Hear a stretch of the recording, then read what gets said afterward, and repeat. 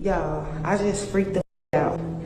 I thought somebody was watching me. Don't that look like an eyeball?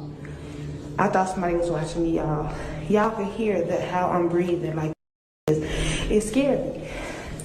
Look at that. That look like someone watching you. It's nocturnal. Those some damn nails, y'all. Oh, they gotta change that. از نتیجه سبز عیدمون زیبا جوی عزیز راضی هستی؟ بله اینم از نتیجه کاملا پرپشت. برای گرفتن نوبت به پیج ما مراجعه. Bro, I know what telepathy is. I'm not talking about telepathy, bro. I'm talking about physically speaking. Like the dolphin is like, hello there, good morning. And you're saying hello back. Like the dolphin is bringing tea from the bottom of the ocean to the top, physically speaking. The video I saw of the girl, she was physically teaching the dolphin how to talk, bro, with vocabulary and words. Mama. Yeah. Mama. Mama. I know what telepathy is, y'all. That's not what I'm talking about, bro. And they said it take like 3 months for them to fully have full-blown conversations. Remember, this was just 3 seconds, 5-10 seconds when she was teaching him how to say mama. And bro was already catching on. So think about the span of 3 months, bro.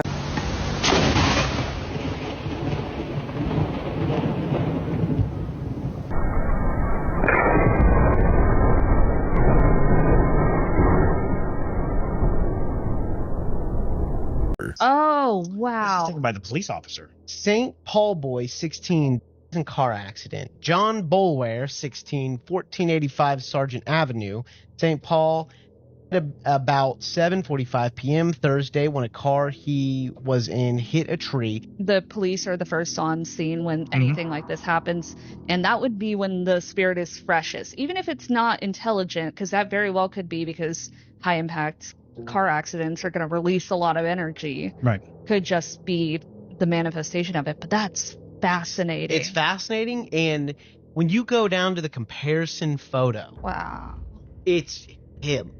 Yeah, there's no question. There's no There's no question. No, that him. is absolutely him. Yeah. It's unbelievable.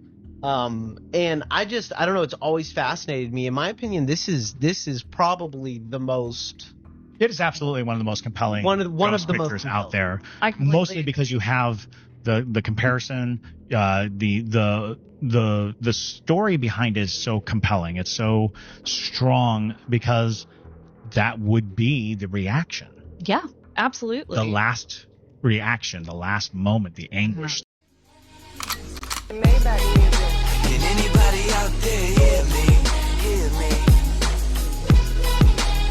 In literally months, but I am sure that at some point soon he'll get this figured out, right? Y'all, is literally the devil himself's sigil. How did the ancients know that the refraction of light in all these different spaces equal this equation right here? I'll tell you in 1 second. Do you notice anything about this? It's the same thing that he just showed. Quite literally the light refracting from itself, and not just this. And yes, it also is the Google Play logo because Satan has ingrained himself in all of technology. The Prince of the Air. And I quite literally do mean Prince of the Air, but we'll come right back to this. When they set up 3 flashlights, a blue, a green, a red, in that situation, it comes up with the Play Store logo or the Devil's Sigil. You know, way back then they didn't have electricity or flashlights. See, when the fallen angels fell upon mankind, they gave them technology. And by this technology, they still run the world today, technologically wise. Quite literally infusing magic with technology to ruin all of our natural vibrations. Do you get why it's the Play Store logo?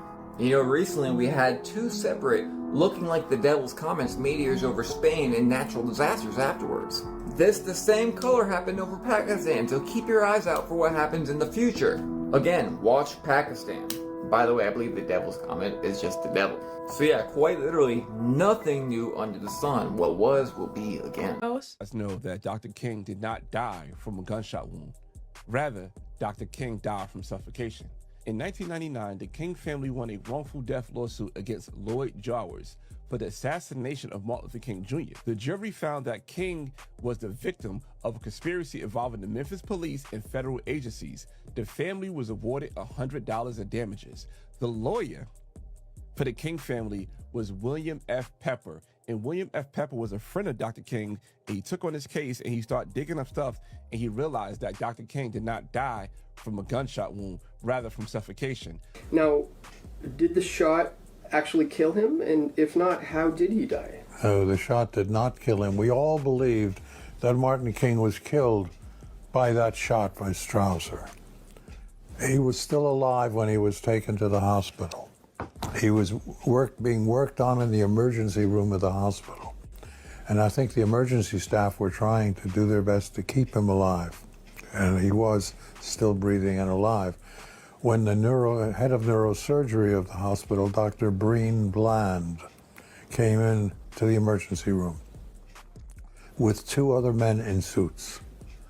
And he said to the people in the emergency room, "Stop working on that and let him die." And then he said, after a pause, "Now get out of here, all of you. Leave this room. Get out." And he emptied the room.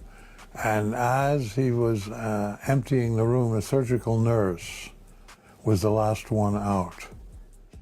And she heard them do this, like picking up water in their mouths.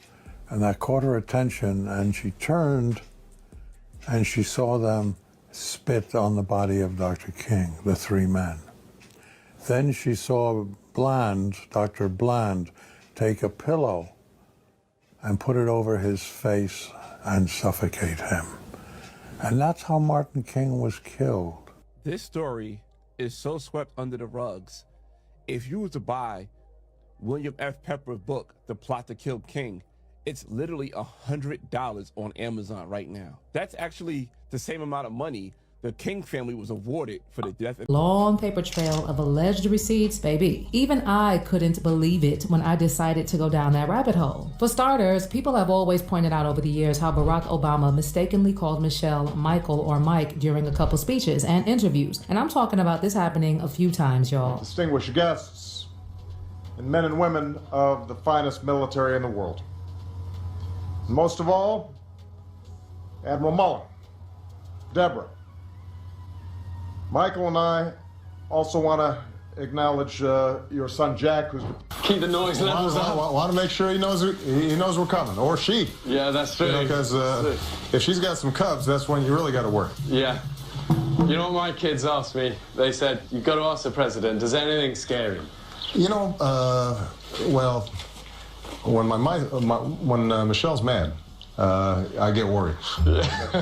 Other than this, there's how the Obamas always posted wedding pics, but no pregnancy pics or pics of the girls until 3 to 6 years old. Apparently, Michelle tries to tell the public that Malia and Sasha were conceived through IVF, but the truth is that the daughter's real mother is allegedly Dr. Anita Blanchard, who was supposedly the same doctor that delivered the Obama daughters. There are even photos of the 2 families vacationing together in Hawaii that made rounds, with people claiming that the real parents, Martin Nesbitt and Dr. Anita Blanchard, were always following closely behind so they could keep an eye on the Obamas. Oh, I'm just getting started, loves, because this is one hell of a rabbit hole. So based on what people dug up on the internet, there are receipts suggesting the names of Obama's daughter, right? Malia and Natasha. If you turn them backwards, spell backwards, you have Aylam Asatan. Okay? Aylam Asatan. And if you capitalize the A and the L in Malia, which backwards spell Aylam, and if you capitalize the A and the H, the last 2 letters of the name Natasha, right, which backwards is written Asatan, okay, you get Allah. You get that word Allah. Now you remove that word, and all you get behind is I am Satan. Check that out, you guys. This is sick. Look at this. The truth right in our faces. Look at this. Islam, you take away the capital A and the capital L, and you take away the capital A and the capital H, it spells Allah, and it's left behind with I am Satan. I am Satan, right there. Hold on, I don't know why you stopped when you saw that. It is in here.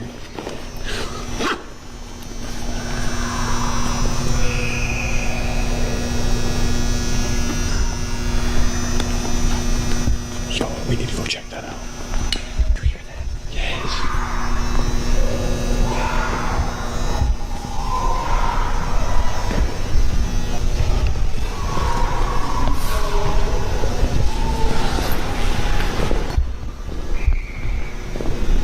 That's children. Where?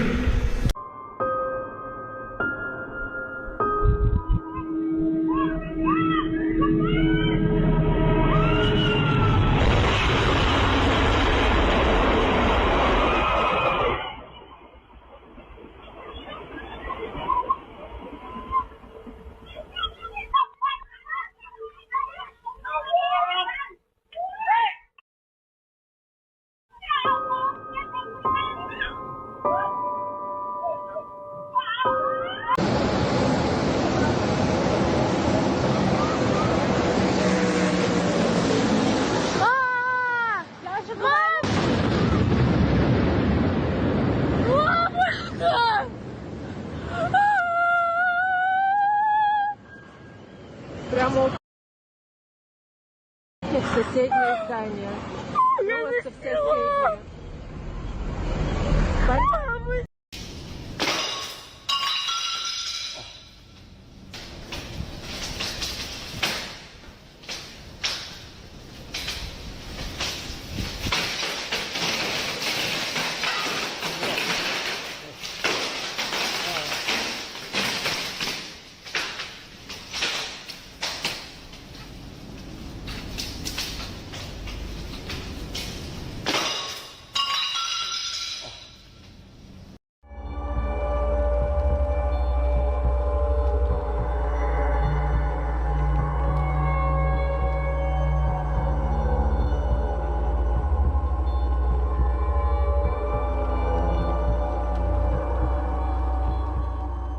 A Norwegian man has filed a complaint against an AI platform after it falsely accused him of his children. Arve Holman used ChatGPT to search details on himself, asking who is Arve Holman, and the response shocked him. According to the program, Holman gained attention due to a tragic event when his 2 young sons were found dead in a pond near their home. It went on to say he was convicted of murder and attempted murder and sentenced to 21 years in prison. None of that is true. His sons are alive and these crimes simply did not happen. Experts say it's a case of a hallucination where AI just makes something up and presents it as fact. The data privacy group None of Your Business has filed a complaint on Holman's behalf, accusing ChatGPT of defamation and breaching rules around the accuracy of personal data. ChatGPT carries a disclaimer that says it can make mistakes and encourages users to check important information. But the complaint says that is not enough and the spread of false information can be dangerous. All right, let me f*** up your reality with a little bit of science. I'm about to fuck you up with some truth. You see, of all the light that exists in the universe, of all of it, humans are only capable of seeing 0.0035%. That's it. That's not even the fucking mental part. All you need to know is that light is a wave, and depending on the wavelength of the light changes the type of light that it is. Now, if light has a wavelength shorter than 380 nanometers or longer than 750 nanometers, our eye just stops being able to see it. So anything within that range is our visible light.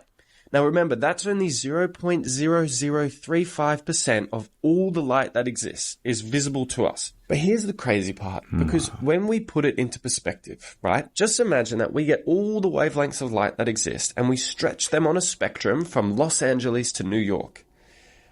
Of all of that light, what is visible to us to humans is the size of a peanut. That's it. So when they say seeing is believing, just remember that that's probably not the whole picture.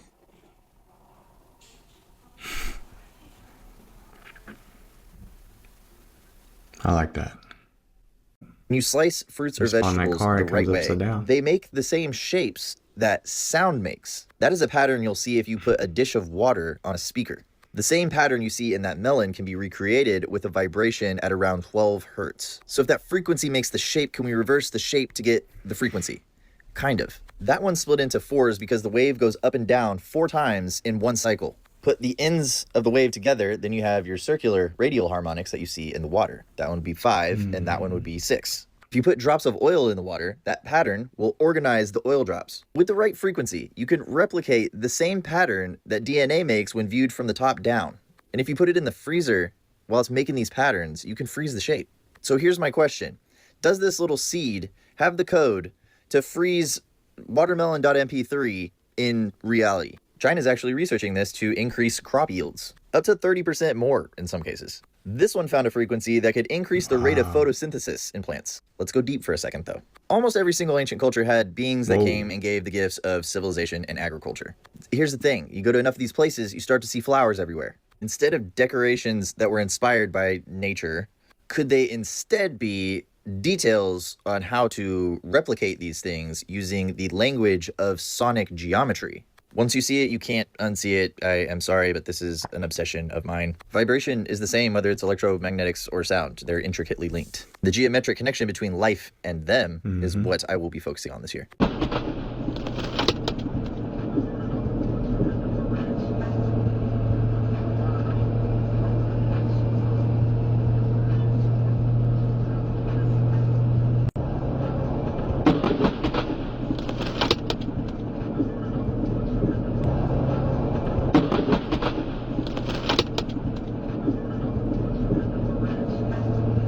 Video, but good one. Anybody know what's going on with the ground lately? Oh, Jesus. Like, Fire! Yeah!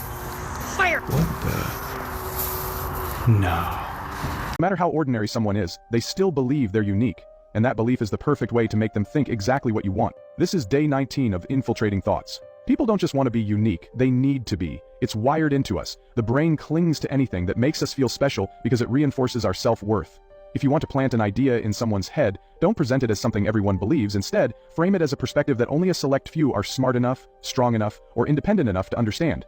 Make it seem like the masses don't get it, only those who truly think for themselves do. The moment someone accepts that framing, their ego does the rest. And once a belief becomes part of their identity, they won't just accept it, they'll defend it with everything they have.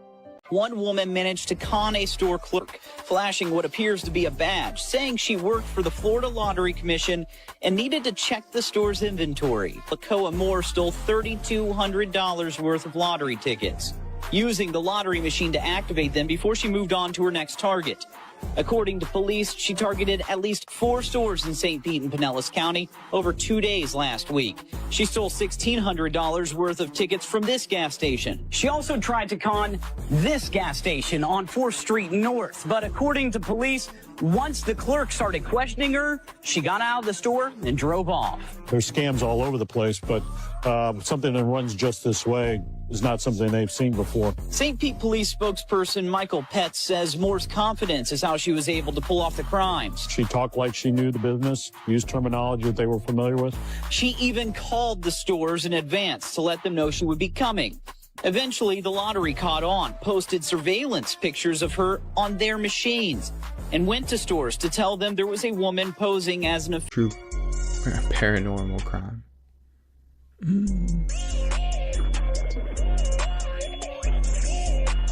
California today, crowds turned out for the annual Modesto County Ninja Parade, which once again passed through town entirely undetected. This is our 4th straight year coming, and we've still never seen a ninja. Now, sometimes it don't always work for a ninja, you know, but it practice makes it perfect. According to an arrow scroll delivered straight into the heart of the city clerk, this marked the 30th year that the Modesto area ninjas have stealthily celebrated their heritage. It's amazing how the ninjas can sneak by undetected on us. The kids There's love no way. trying to be able to spot them and not being able to. A record crowd of 3,000 people came out to not see the ninjas. We were right where the ninjas probably were. Best part was probably when I found the candy in my pocket. The ninjas must have came up behind me like really fast and took all this candy.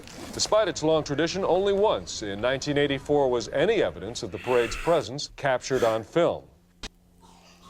Too niche for some of you, but do you guys remember Ghost Adventures? Well, this is Aaron Goodwin, and his wife was just arrested for trying to hire someone to unalive him. This is real. He was apparently on location filming last October, and she had been texting with an inmate of a Florida prison and offered to pay him $11,000 to take him out. Apparently, prison officials got a hold of that guy's phone, and she was asking for like updates, like, is it done? And she literally said, am I a bad person for ending his life instead of just leaving him? Yes, you are. They'd only been married for 2 years. Aaron is said to be very blindsided, which, like, yeah, when would you ever think that your spouse would do something like that? This is freaking wild. It is wild that that is happening. It's like the plot of a freaking movie, of a show on freaking Netflix, but it involves a man who's on a show. Wild. Do you remember they said that 98% of our DNA was junk? That's because they were looking into the helix straight on like this. When you look at it down the top of the helix, we get sacred geometry, all right? This is all your somatic frequencies right here. All right, so this is your DNA helix from the top looking down. This is all your somatic frequencies, and this is all your church windows. So who else is going to be able to explain how the church had the shape of our DNA 1,500 years before Harvard was even established? That's because this is your DNA operating at different frequencies right here. This article talks about DNA as an electromagnetic fractal cavity resonator, its universal sensing, and fractal antenna behavior. This means that your DNA literally connects you to the Father, all right, through the ether. This is going to be your connection to Christ. Now, this is why when we look at the U.S. patent design for a fractal antenna, we get a cross, okay? And that's where cruciform DNA comes from, because it's all your linear DNA, your two-strand DNA folds into cruciform stacks. This is your connection to Christ right here. This is why the Catholic Church had the structure of our DNA 1,000 years before Harvard. I'm not even playing, okay? This is the inside of your DNA. These are all atoms right here and color charges interacting together that bond and produce a magnetic resonance. And it creates a resonance, a magnetic field, and this is what powers all your cells and all your cellular functions.